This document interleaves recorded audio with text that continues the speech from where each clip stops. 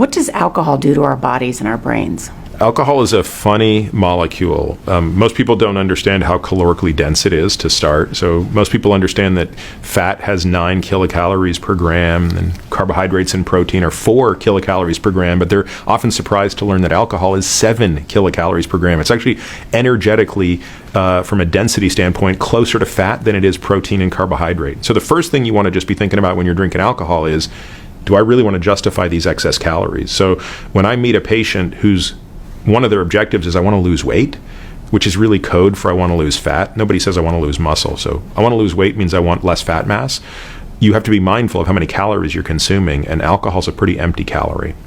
So that's the first thing you want to think about. Also a carcinogenic, right? Well, I think it depends a little bit on the dose. You know, this is where the dose does make the poison. And I know that the WHO has classified ethanol as a carcinogen, but I do believe that that's been a little overstated. And I think that at very low doses, that does not appear to be the case.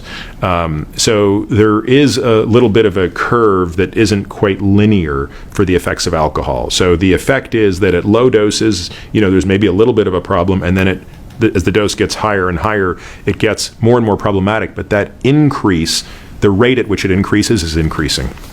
In mathematical terms, we would say it has a positive second derivative. So there is some threshold beyond which ethanol probably does have carcinogenic properties. And that probably varies different between men and women. Women would be less tolerant than men. And it's probably on the order of 30 to 45 grams a day of ethanol, which translates to 2 to 3 drinks a day. I think you could very comfortably say that much alcohol is problematic. So then the question becomes, what's the gray area? What does a drink a day do?